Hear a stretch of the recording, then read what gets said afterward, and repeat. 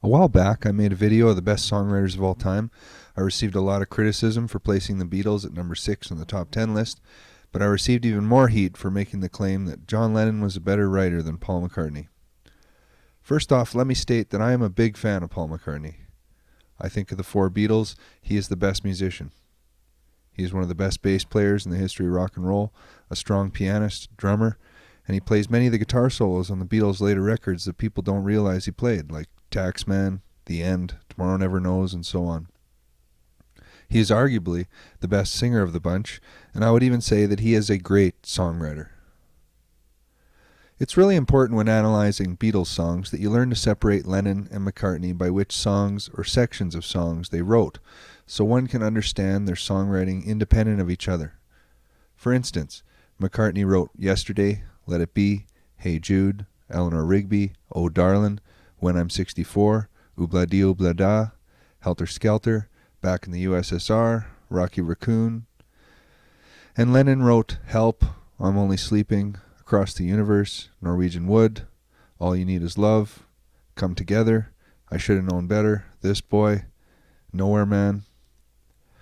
Also, there are songs they wrote together, like A Day in the Life, or We Can Work It Out, where McCartney wrote the verses and chorus, and Lennon wrote the bridge. While there's no denying that McCartney's songs are great songs, I would argue that they are not on the same level as Lennon's songs, and especially not on the level of Bob Dylan, Leonard Cohen, or Townes Van Zandt, who is number 1 on my top 10 list. Most of McCartney's lyrics are very shallow and one-dimensional. They are perfect pop lyrics. They sound good. They fit the melody nicely, but they don't really say anything. Think of Yesterday, maybe his greatest song. What does it really mean? I believe in yesterday. While it's true, we all long for times past, but what is he really saying beyond this surface-level observation? Compare this to Lennon's song, Julia, about his mother. The opening line, half of what I say is meaningless, but I say it just to reach you, Julia. This line has the same heartfelt longing as McCartney's, but is clever and poetic and understated. Then compare both of these songs with Townes Van Zandt's To Live Is to Fly. Everything is not enough. Nothing's too much to bear. Where you been is good and gone. All you keep is the getting there. While it is saying generally the same thing, it also says so much more about experience and the human condition. When one compares the solo careers of Lennon and McCartney, the trend is only amplified. Songs like Band on the Run, Maybe I'm Amazed, No More Lonely Nights, Uncle Albert, Admiral Halsey, and Let Me Roll It, while classic, do not really go deeper than surface-level observations.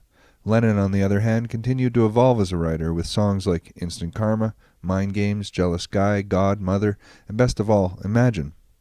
Even Harrison's songs have aged better than McCartney's when one examines them closely.